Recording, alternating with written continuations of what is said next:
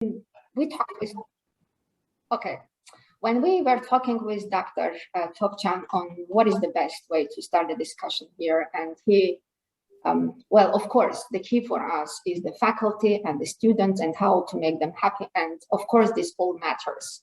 And as I have said, always we have been talking that the key here is a bottom-up approach. We need to build the grounds to be able to grow, but equally important is the top-down one. And I would like just to come up with a brief study that I did for UNESCO for the last 2 years. I was doing that, and it directly links to the relevance and quality of programs themselves, and how to make them relevant, how to make them work, and how to, make it a success story. And basically, what I will be talking about, this is the brief outline, trends globally. I would like to introduce some of the findings from the study I did for UNESCO, which was presented at the World Higher Education Conference. And the results of that study fed into the recommendations for enhancement that went to into the roadmap for 2030, which was shared with all the governments.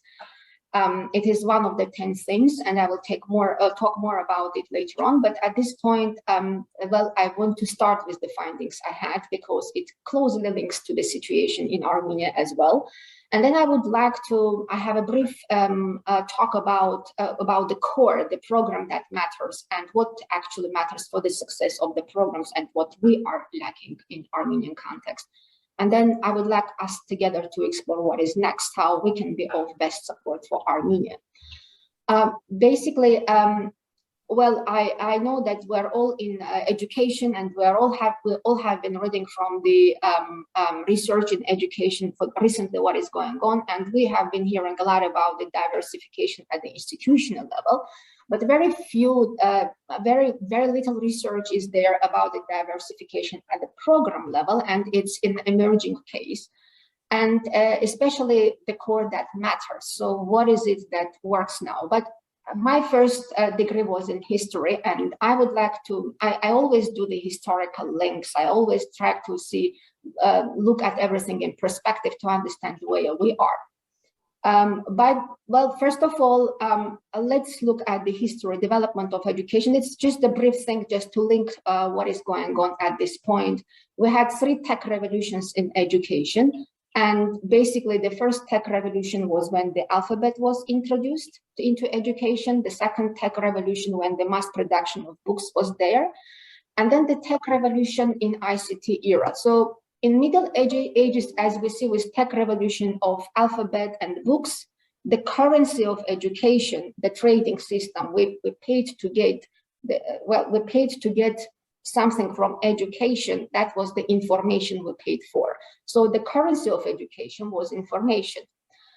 And in ICT era, now when the information prevails, the currency of education can no longer be information. And if we look at the curriculum content currently we all have, it's predominantly, the currency is still the information in our Armenian context also. But what the currency of education should be problem solving, basic skills development, business, wisdom and insight. As per the recent study of the, it's Harvard study, and they have looked at the learning value from a program, the learning gain from the program, and one of the findings demonstrates that currently in the program, students learn 50% less from an academic program than they used to do 50 years ago. This is one of the findings. Another finding coming from Council of Education in Evaluation, Assessment and Education, which is the US-based organization along with OECD. They have been doing the CLA Plus Collegiate Learning Assessment pilot and they have expanded to about 50 countries now. And the performance test results of the entry students, when they were comparing it with the exit results of the same students, they felt there is very little learning gain from the program. So again, a lot of research is already there showing that the further we go with the program, offer that we have now, the less the value of the program is. So what are we doing with our higher education still? What are we proposing to our students? What our faculty is proposing to the students? It's really the key matter, the content itself. But also let's look at what is going on in the diversification of the programs. Basically, we all have this classical bachelor, master, and doctoral, and we all know, and I don't think that we need to talk about how the first national qualifications framework actually was introduced into the Armenian system, also ruining a lot of things that was there because of the introduction modality and because of the lack to understand what works in Armenian context. We ended up having, Bachelor of Medical Science, medical programs graduating and not having a job and forced to go into the master's level.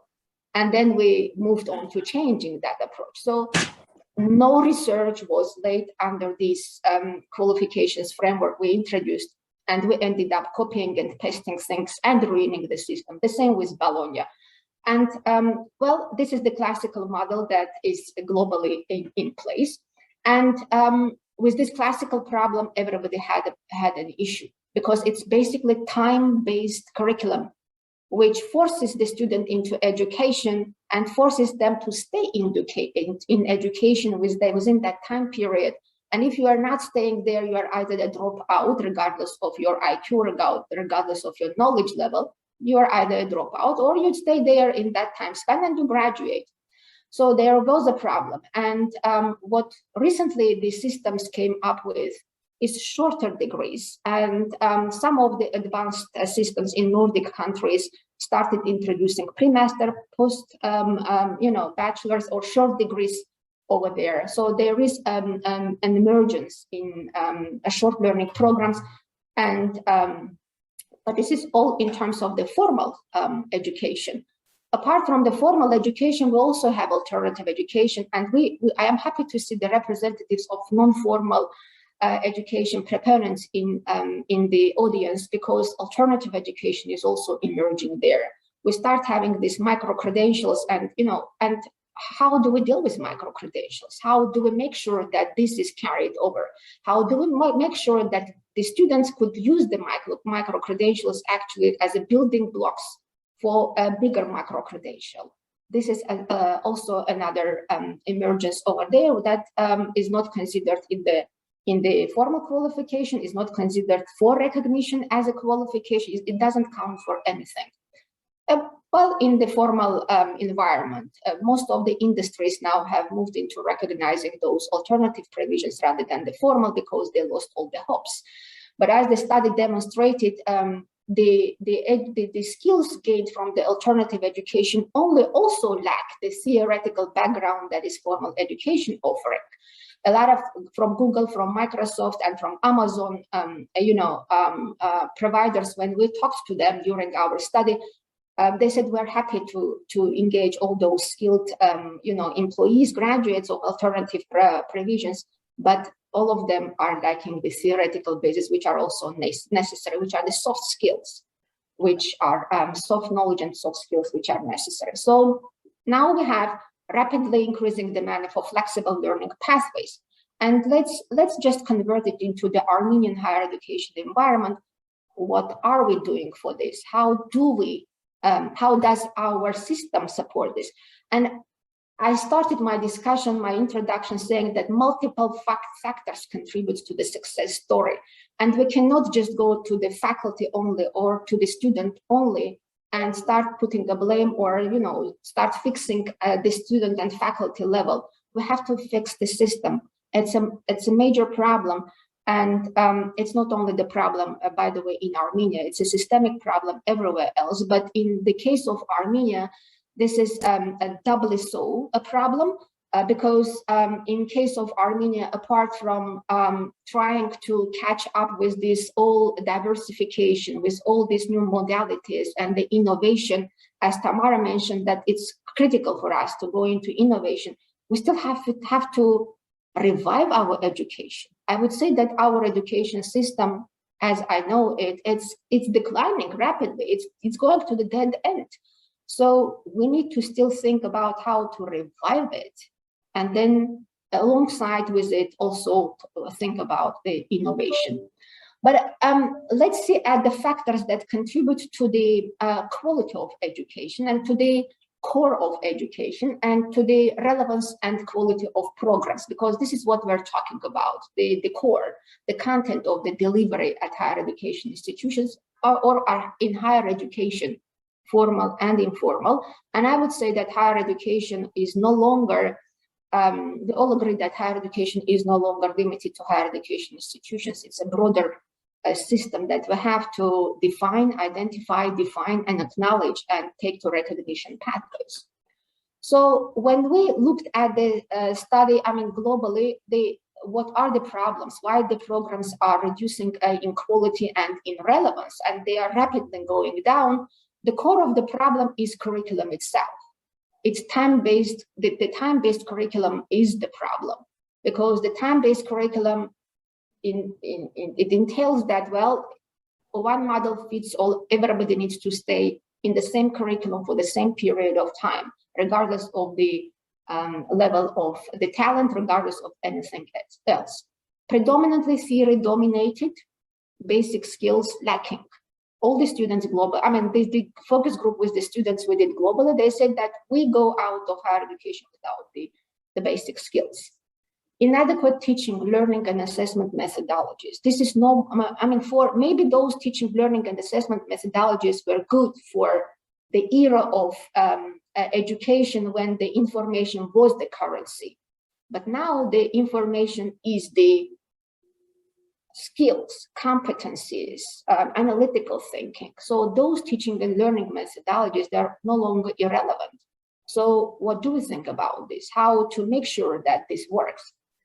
Well, we go for the higher education, and if you take like an average student who enters the higher education pathway, they might stay there for 10 years, like 4 years of bachelor, 2 years of master's, and then 4 years at the doctoral. These are the less, and then the minimum time spans required. So we make a higher education student, an average student, stay there 10 years without any exposure to a real practice of what is going on. They go out of the education and they cannot be employed because they are irrelevant already. They lost the touch with the reality. And then they are forced to stay in academia and teach the next generation. So this is the dilemma we are having. And we don't have a stakeholder meaningful engagement. So we do talk a lot about, and in UNGWA, we always talk about the value of stakeholder engagement, student, faculty, professional associations, name it, like industry, government, and everybody else. But those are all at superficial level. The key word here is meaningful, the meaningful engagement, which is still lacking. So curriculum in itself was a problem. The faculty is the next problem that we identified. Well, a majority of the faculty was saying, well, we enter into higher education teaching without any knowledge of teaching itself, or without any knowledge of delivering the program contents to the student. So they are entering into education, and through some mentoring and coaching, hours that they have. And then they are, and look at our faculty members now in Armenia. Please go there and start to look at the ratios of the master students teaching the master students, bachelor students teaching the bachelor students. This is a huge problem we're having now.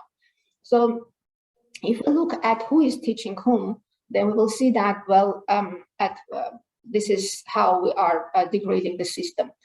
We have, the problems are also raised that the faculty incentives are all linked to research, promotion, valuation of the faculty, it all links to research and nothing else. The compensation policy inadequate. The faculty has limited exposure or no exposure to industry at all. They don't even know what's going on over there.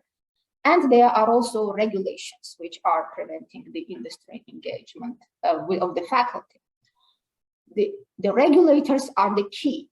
So I will show how this specifically matters in Armenian context, because Armenian context is different. We're not like our US, which is a decentralized higher education system. We are fully centralized higher education system. And this factor is the key factor in the success of the program. We have a lot of initiatives coming from the individual faculty members, like they would be striving to do a lot, but then they leave the country. As per the recent statistics, my colleague recently told me that there was a formal study done, which is not published formally in Armenia. For the last 3 years, about 46% of the researchers left the country. Just look at the figures. What does it tell you? So the regulatory systems should be there to the academic freedom, the autonomy of higher education. The faculty needs to feel that they are valued there. And since these are also, this regulatory system is the key for us. The higher education institutions themselves are a problem. Because like Seda raised a very good question about the management system, but I want to just double check with Seda, but we will have time to discuss it, whether she means the leadership overall of the institution or the management information system too, because the management information system is the key element which lacks in all the institutions. So the informative decision-making is not happening in our institutions because the decisions made are not based on the accurate and valid data collected from the institutional settings, from the systemic, from a broader macro system of higher education. So you have to have an in-depth analysis to understand what's going on to take the decision. And we do lack a lot of data out there. And institutions, one of the successes here that they took, like the institution jumped into 200 was the investment into the review of the programs and investment into the faculty. Now they started hiring here only the faculty with high age index. Now tell me, what is the percentage of Armenian faculty that has high age index? Just tell me that. This is a key issue. Here, one of the success stories is the faculty. We need to start working on faculty, but this is a different story. We'll be talking more about it. In Armenian context, also, it applies industry. Our professional associations are really very passive or non-existent, at least at this point. With ANGWA and when we have been trying to set up the systems, I didn't see any engagement from professional associations. I mean, no meaningful engagement. And industry, as much as we tried, they are alienated, saying, you guys, you know what? I am telling you something. I need some skill in my daily operations. And before you graduate a student, it takes 10 years. I don't trust you anymore. I will do my job myself. So this is what industry is saying, not only in Armenia, globally. But also education systems. Like, look at what happened to Armenia in our specific case. We have been introducing pieces of reform here and there, trying to bridge the gaps, trying to, solve something. At the end of the day, even like, let's take Bologna system we went through, and in the Bologna system, there are 6 points. All those 6 points were introduced as if systemically. They were introduced on ad hoc basis without any link to each other. Like, look at national qualifications, framework, quality assurance, look at the credit system. That's something that needs really an attention. And what we end up with, patching the system. We patch it everywhere, here and there. So we see patches across the whole system, starting from K to 12, secondary education, tertiary education, like vocational and higher education, all of this. There is no consistency and coherency, and Ruben will laugh at me because coherency is the term I am always using in all policy settings. There is no coherency in our actions, in our developments, in our policies. The country is out of strategy. We haven't been having higher education strategy for years already now. We don't know where we are heading. We don't have higher education values specified. What are the values for our faculty? So this, we end up patching everything. And if everything is patched, then you end up with Frankenstein monster effect. This is what we're having now. Look at it. And for this, we need to take it to revival first, but innovation needs to go hand in hand. The revival through innovation, maybe this would be the way forward. But now let's look at the specifics in Armenia. Like, there are two factors I want to talk about, which directly link to the program, the learning objectives, and the success of the graduation of the students, the task that I was assigned to. I'm not going into other factors, but there are two key factors that are playing a role here. The centrally controlled system we have. To make any meaningful and impactful improvement in the system, changes in the legal and regulatory framework are long due. This is a centrally controlled system. Unfortunately, whatever we start from the bottom will die out. I'm telling you, I have had 25 campus projects, out of which 15 were done with Armenia participation, and out of which 8 were Armenia was actually the leading part in this, coordinator of that project.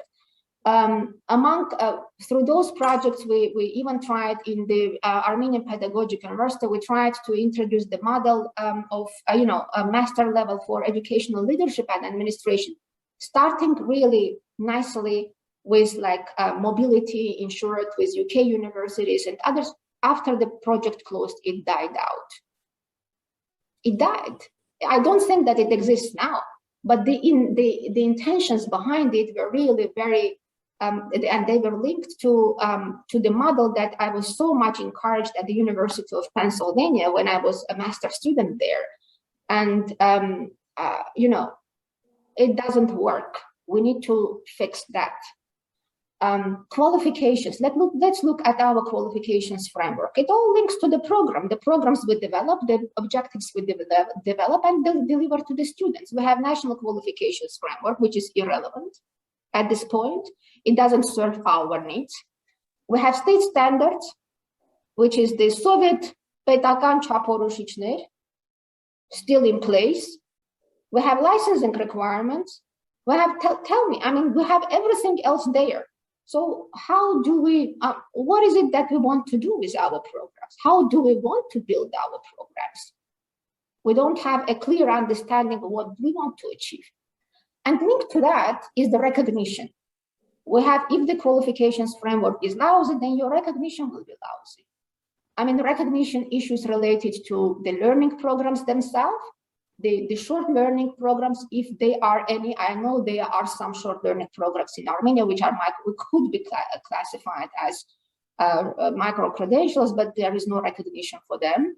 There is no recognition of prior learning. We talk about it all the way around, all the way through the quality assurance system development. We were talking about recognition of prior learning. Never happens. Then even full qualifications are not recognized. Come on, the further we go, the less the value is like of Armenian qualifications. Now, being here in Abu Dhabi for 8 years and being in hiring processes in many hiring committees here, like even for IT, well, if the degree comes from Armenia, they would consider it twice before they invite. Let me put it this way. Most importantly, the fundamental values of higher education, like academic freedom, institutional independence, and all of these issues, they are at risk. They are already infringed. The percentage of brain drain, 46% of researchers leaving the country, this is the major indicator of this. And then directly linked to that is the knowledge and competency capacity. What is the knowledge and competency capacity of the system to deliver those programs? This is the key, which goes to the management, to the faculty, admin staff qualifications. Look at the faculty qualifications, research capacity. Well, do we research on par with international standards? I doubt. Being a regulator here in Abu Dhabi, I've never stopped doing research in education, and I am publishing actively. And then if you look at if I do some research, and I do research Armenian environment, I hardly find any research coming with Armenian background in social sciences. Let's put it this way. Teaching, learning, and assessment methodology, the core. If this is not changing, nothing is changing. Nothing will change. And for this to change, we have to have the faculty capacity to change that.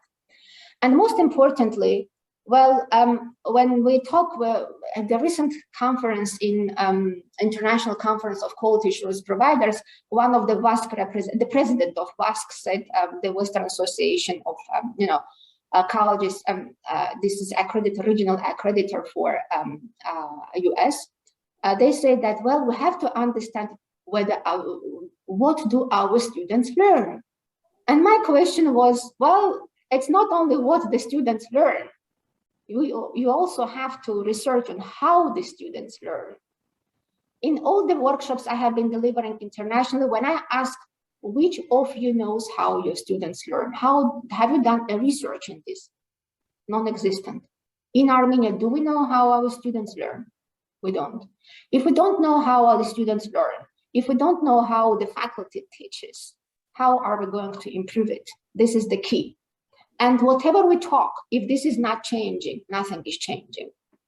And of course, the capacity to meaningfully engage with stakeholders is not just the ticking the boxes that I did a meeting, I had the meeting. No, there should be tangible, meaningful engagement entailed in this. And one of the key takeaways from my UPenn classes in the US was the values and the value satisfaction. If you don't know the values of the key stakeholders, like of our faculty and the students, and there is no value satisfaction, we will have the brain drain, we will have the researchers leave the country. We don't know them. We don't know what drives them. And believe me, incentivizing the faculty is not only the high salary. Believe me, through my research, through my work with all the faculty, it's not, and my own experience, it's not only money that makes you work. There are other motivational factors and incentives that will make you work. It's just we need to build that system. We don't have it. And well, I have also a very rich history of teaching. And the moment I entered the class and the moment I saw the students' eyes sparkle, that was something that mattered to me. When I didn't manage to have their eyes sparkle during my class, I left out saying, I am a failure. Never blame the students. Students are never the problem. The problem is the way we make them feel as students. We make them valued as students. And how do students actually learn in Armenia? Do we know that? Well, let's try to see. And once we come up with the responses to those questions, we will be able to come up with some meaningful framework that we want to establish and start working again. Again, it's not like only long-term based on research solutions that are out there. We can come up with short-term, short wins, quick wins, and middle-term successes and long-term, but we need to come up with a holistic approach to that. And what is next? I would like to open this floor for discussion with you guys, but also end of this presentation, which I'll be sharing with you, there is a recommendation which fed into the roadmap 2030. And also there is some links to the resources that you could link, because out of 10 key themes covered in the World Higher Education Conference, I was just talking about the findings in one theme which I was leading, which is quality and relevance of programs. But there are 10 more themes that are making it a holistic thing. And well, it's not all negative. I see that we are all enthusiastic here. We got together as to move systems forward. And if life gives us lemons, this is the team got together here to make a lemonade out of it. We don't have any way out. This is the thing we need to do. And linked to that, basically, I would be happy to share these recommendations afterwards. And these are the links to the resources that I was talking to. I have 10 more minutes before I go for my meeting, and I would like to open this for discussion. Thank you very much.